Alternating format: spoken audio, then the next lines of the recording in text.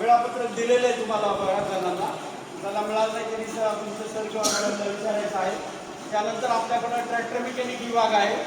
Tractor मेकॅनिकचे 2 unit आहेत, 2 व्यवसाय आहेत. त्यासाठी प्रथमतः पहिल्या व्यवसायासाठी ए आणि बी बॅच. आता आपल्याला 2 सत्रामध्ये ITI प्रशिक्षण चालतं. पहिलं वर्ष असल्यामुळे सर्व प्रथम वर्ष व्यवसाय अभ्यासक्रम, 2 वर्ष अभ्यासक्रमाचे. याचं प्रथम वर्षाची वेळ आहे 10 ते 5 आणि आपल्याकडे 1 वर्ष मुदतीचे 2 ट्रेड आहेत, ट्रॅक्टर मेकॅनिक आणि वेल्डर. हे 1 वर्ष मुदतीचा अंतिम व्यवसाय आहे. तर त्या 2 ट्रेडमध्ये 2 शिफ्टमध्ये कामकाज चालेल. पहिली शिफ्ट सकाळी 7:30 ते 3 आणि दुसरी शिफ्ट आहे 10 ते 5. या वेळेमध्ये तुम्हाला प्रशिक्षण घ्यायचं आहे. सर तुमच्या शिफ्टमध्ये कोणत्या शिफ्टमध्ये कोणते विद्यार्थी असतील याची माहिती तुम्हाला त्या ट्रेडमध्ये दिली जाईल. त्या वेळेनुसार तुम्ही हजर राहायचं, वेल्डर आणि ट्रॅक्टर मेकॅनिकच्या विद्यार्थ्यांसाठी. आणि इतर ट्रेडमध्ये 2 वर्षाचं जे पहिलं वर्ष आहे, प्रथम वर्ष, सगळं प्रथम वर्ष प्रवेश घेतलेलेच आहे. फिटर आहे, मशिनिस्ट आहे, ड्राफ्टमन सिव्हिल आहे, इलेक्ट्रिशियन आहे आणि वायरमन आहे. या ट्रेडच्या विद्यार्थ्यांनी प्रथम वर्षामध्ये 10 वाजताच यायचे फर्स्ट इयरमध्ये आणि 5 वाजेपर्यंत तुमचं कामकाज असेल. 12 ते 12:30 आपलं मध्यंतराची वेळ आहे. 12 ते 12:30 या वेळेमध्ये मध्यंतर असेल आणि दुपारच्या सत्रामध्ये पुन्हा तुमच्या व्यवसायामध्ये तुमचा प्रॅक्टिकलचा अभ्यासक्रम असेल वेळापत्रकानुसार. तर ट्रॅक्टर मेकॅनिकच्या पहिल्या बॅचसाठी आणि दुसऱ्या बॅचसाठी ए आणि बी बॅच. ए बॅच सकाळी असेल 7:30 ते 3:30 आणि बी बॅच दुपारी असेल 10 ते 5 या सत्रामध्ये. तर 10 ते 5 या सत्रामध्ये कुंभार सर आहेत, प्रात्यक्षिकाने इतर प्रशिक्षण देतील. आणि सकाळच्या बॅचमध्ये गुरुस्थळे सर आहेत. त्यानंतर वेल्डर विभाग आहे. वेल्डरच्या सुद्धा 2 बॅच आपल्याकडे आहेत. तर प्रथम बॅच आणि दुसरी बॅच. तुमच्या नियोजनानुसार पहिली बॅच तुमच्याकडे पगार सर. पहिली बॅच 7:30 वाजता पगार सर आहेत आणि दुसऱ्या बॅचसाठी श्री घाडे सर आहेत. तुम्हाला प्रशिक्षण देतील. यानंतर मशिनिस्ट आपला विभाग आहे. मशिनिस्टसाठी पहिली बॅच तुमच्याकडे श्री आमची मशिनिस्टच्या पहिल्या बॅचला सिनियर बॅच ज्युनियर बॅच 10 ते 5 जेवगाले सरांकडे आहे मशिनिस्टची. आणि सिनियर बॅच जी आहे 7:30 होणार आहे ती खैरनार मॅडमकडे आहे. त्यानंतर आपले फिटर हा व्यवसाय आहे. फिटरसाठी 2 बॅच आपल्याकडे आहेत. तर फिटरची जी दुसरी बॅच आहे आपली प्रथम वर्षासाठी, त्याच्यासाठी आमच्या कोर मॅडम आहेत. कोर मॅडम दुसऱ्या बॅचसाठी जाधव सर आहेत. जाधव सर आज रेग्युलर आहेत. ते दुसऱ्या बॅचला प्रशिक्षण देत आहेत. सकाळच्या बॅचला असेल दुसरी बॅच. त्यानंतर सगळ्यात महत्त्वाचं 20 तंत्री विभाग आहे. इलेक्ट्रिशियनच्या दुसऱ्या बॅचसाठी नाटकर मॅडम आहेत. गिरी सर आहेत. गिरी सर आपल्याकडे आहेत. गिरी सरकडं दुसरी बॅच आहे, सकाळच्या सत्रामध्ये असेल. यांच्याकडे प्रथम म्हणजे पहिल्या सत्रातले बॅच असेल. म्हणजे ह्या सरांच्या मार्गदर्शनाखाली तुम्हाला हे कामकाज पूर्ण करायचं आहे. आत्तापर्यंत तुम्ही 10वी किंवा 11वी 12वी अभ्यासक्रम पूर्ण केलेला आहे.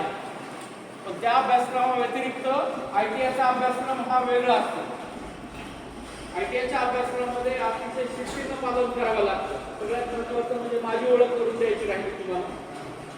मी ड्राफ्टमन सिव्हिल MS कोनवळकर, ड्राफ्टमन सिव्हिल विभाग माझ्याकडे आहे आणि 10 ते 5 मध्ये माझी बॅच असेल. आमचं एकच युनिट असल्यामुळे मी त्या ठिकाणी प्रशिक्षण देतोय त्या बॅचला असो. तर सकाळच्या सत्रामध्ये आणि दुपारच्या सत्रामध्ये जे प्रशिक्षणार्थी या ठिकाणी प्रशिक्षण घेणार आहेत त्यांच्यासाठी काही महत्त्वाच्या सूचना आपल्याला पालन करणं गरजेचं आहे. तुम्ही ITIचा अभ्यासक्रम म्हटला की या ठिकाणी थोडं बंधन असतं, बाइंडेड असतं आणि शिस्त महत्त्वाची असते. शिस्तीशिवाय चांगलं प्रशिक्षण होऊ शकत नाही. इतर शाळेला महाविद्यालयामध्ये तुलनात्मक वेगळा परिस्थिती आहे 10वी 12वी मध्ये, 10वी नंतर विशेषतः. पण 10वीपर्यंत जे शिस्त तुम्ही शाळेमध्ये अभ्यासली तशी शिस्त या ठिकाणी तुम्हाला पुढं चालू ठेवायची आहे. कारण ITIच्या अभ्यासक्रमामध्ये शिस्तीचा शिस्त पालन काटेकोरपणे करणे अतिशय अनिवार्य आहे. कारण अखिल भारतीय व्यवसाय परीक्षा जी आपली असते त्या परीक्षेमध्ये 200 सत्र गुण असतात, सेशन मार्क. 200 मार्क हे सरांमार्फत दिले जातात तुम्हाला. त्यामध्ये तुमचं कामकाज, तुमचं वेळेवर येणं, तुमचं शिस्त, तुम्ही वेळेवर प्रात्यक्षिक पूर्ण केलेले आहे की नाही, सगळ्या आदर्शित पद्धतीने रिस्पेक्ट ठेवताय की नाही, या सगळ्या बाबीवरती त्या गोष्टी अवलंबून असतात. म्हणून 200 मार्क आम्ही तुम्हाला देतो. पहिल्या वर्षी 100 आणि दुसऱ्या वर्षी 100 असे सत्र गुण आहे तुमच्या अभ्यासक्रमामध्ये. ते तुम्हाला डायरेक्ट पर्सेंटेज वाढीसाठी सुद्धा मदत करतात. त्यामुळे इथं शिस्तीचं पालन करणं अनिवार्य आहे. सगळ्यात महत्त्वाचं आपला ITIचा ड्रेस कोड असतो. या ड्रेस कोडचं पालन सर्वांनी करायचं आहे. महिला मुलींसाठी पण आहे आणि तुमच्यासाठी पण आहे. तुम्हाला सगळ्याला माहिती आहे तर सांगतील तुम्हाला.